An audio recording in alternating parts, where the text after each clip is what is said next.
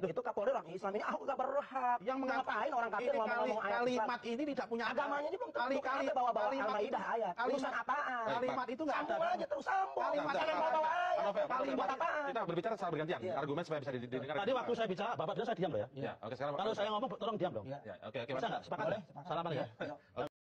Yang waras tidak boleh mengalah. Terhadap mereka para pencuri agama yang menjadikan agama sebagai alat politik. Bismillahirrahmanirrahim. Assalamualaikum warahmatullahi wabarakatuh. Om Swastiastu, Namo Buddhaya, salam kebajikan. Kembali bersama Tolang 9 dari Butapan Telupi Bulukumba. Kali ini saya akan mengajak sahabat-sahabat semua bagaimana mengingat peristiwa masa lalu di mana politik identitas itu kemudian merebak di DKI Jakarta saat Ahok menjadi calon gubernur waktu itu melawan Anies Baswedan. Kita tahu bahwa politik identitas itu terjadi dan memuncak di saat itu. Ada satu momen video yang kebetulan saat ini lagi viral kembali di kanal TikTok, di mana Nusron Wahid dan Nopel Bamukmin yang merupakan pentolan PA212 itu berdialog keras dalam satu forum yang diwadahi oleh salah satu TV swasta di Indonesia.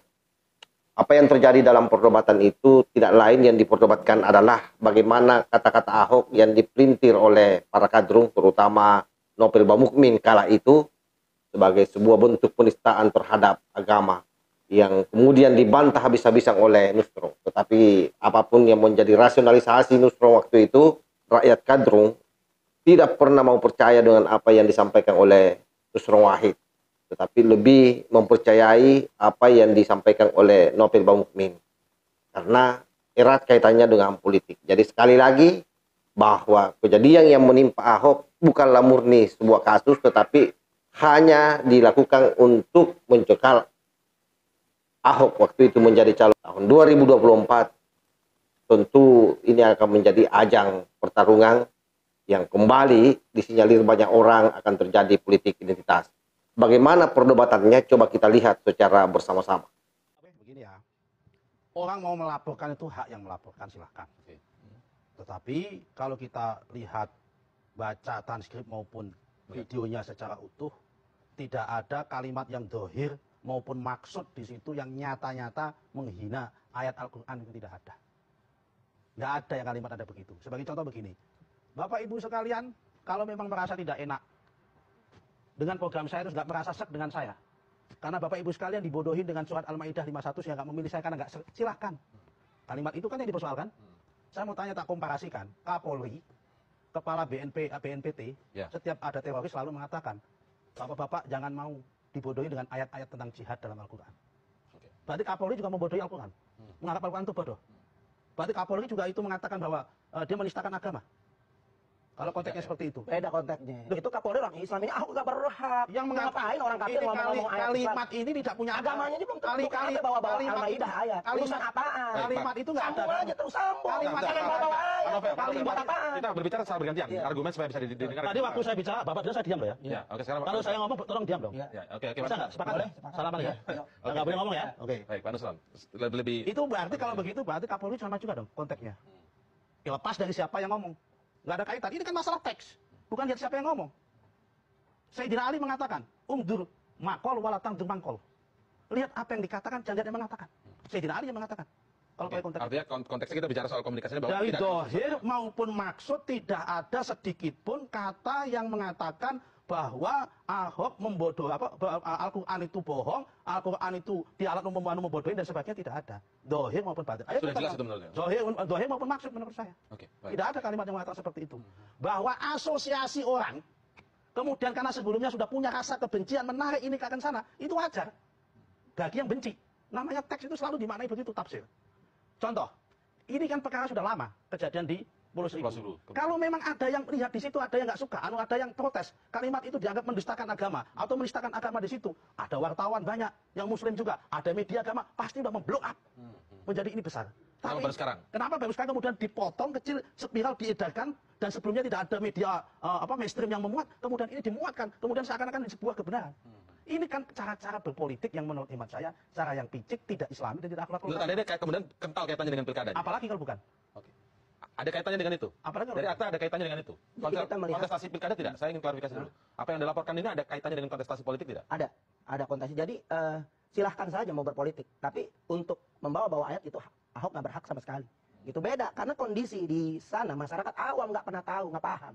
Tapi begitu di blow up, mereka yang ngerti agama Anda tahunya sadar. pertama juga ketika ada informasi dari Ada informasi atau dari Anda melihat tayangan YouTube. tayangan YouTube itu langsung. Karena itu kan udah dikonsumsi publik. Ini kan segelintir Anda tidak berpikir bahwa itu kemudian di framing dan lain sebagainya? Enggak, jadi itu udah otomatis. Kita nggak lihat dari unsur politik, tapi ini kita lihat adalah unsur kemungkaran.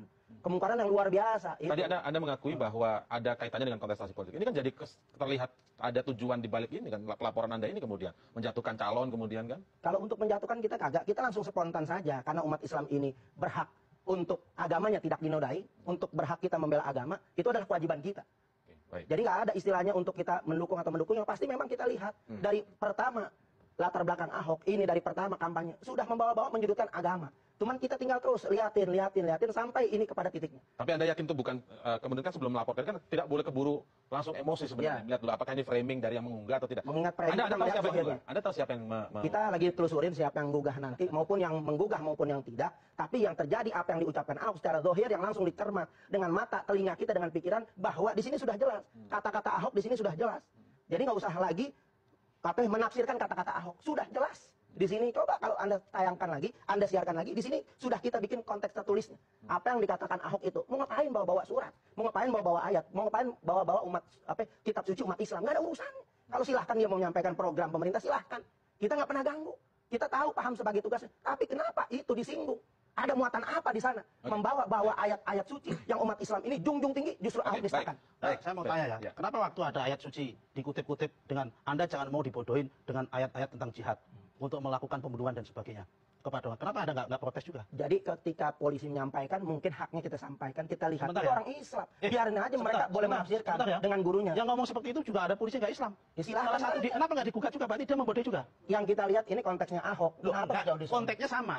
Saya mengatakan konteksnya sama. Ini sama-sama kalimat dengan model seperti Betul. itu. Kenapa yang ini digugat dianggap menistakan, yang ini nggak Oh dimenistakan? jauh, yang satu yang kita lihat ini adalah memang tempatnya wajib dia untuk pandangan tertentu. Nah, saya belum selesai, Pak. Oh nggak bisa. Oke, baik, belum selesai. baik. Kita- Kalau ini tadi kita udah Ya, sepakat loh. Bapak ngomong ke saya. Baik, kita Saya kan dulu. ngomong, Bapak potong. Baik. Nah, tadi saya ngomong, Saya akan tanya ke Pak Aziz sekarang.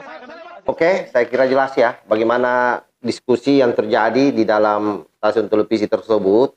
Hampir saja terjadi adu jotos di mana Kadrung, Nopel Bamukmin, pada saat Nusron Wahid sementara memberikan penjelasan, dia langsung ikut nimrung bicara, memotong apa yang disampaikan oleh Nusron Wahid. Tentu Nusron Wahid menimpali Nopel Bamukmin dan untungnya bisa dikondisikan oleh moderator. Nah, yang saya mau gambarkan di sini betapa Kadrun kalau ngotot-ngototan itu juaranya, tetapi apa yang disampaikan hampir semua tidak ada hal yang substansial. Semua hanya omong kosong, semua hanya untuk bagaimana memuaskan nafsu politiknya belaka tanpa memikirkan kata-kata yang keluar dari mulutnya. Terlihat dari proses penyampaian yang dilakukan oleh Nusron Wahid dan bagaimana Nopel Bamukmin menimpalinya itu saya kira sangat jauh berbeda dalam artian bahwa kelihatan bukan kelas Nusron Wahid Nopel Bamukmin ini. Nopel Bamukmin ini grade-nya kira-kira 1 berbanding 5 dibandingkan dengan Nusron Wahid dalam diskusi itu. Ya, karena memang Nusron Wahid ini adalah sosok kader muda Nahdlatul Ulama yang cerdas. Sekarang ini beliau sudah menjadi salah satu wakil ketua umum bidang kaderisasi PBNU. Yang luar biasa, cerdas. Saya kira itu gambarannya. Yang paling penting adalah bahwa 2024 kita harus antisipasi terus bagaimana supaya politik identitas ini bisa kita tahan lajunya agar kita mampu menghasilkan pemimpin yang betul-betul pro terhadap nasionalis, yang betul-betul pro terhadap rakyat, yang tidak membangun sekat-sekat di dalam masyarakat. Kita tahu bahwa polarisasi masyarakat itu pasti acap kali akan terjadi bila mana agama dijadikan sebagai isu untuk meraih kepentingan politiknya.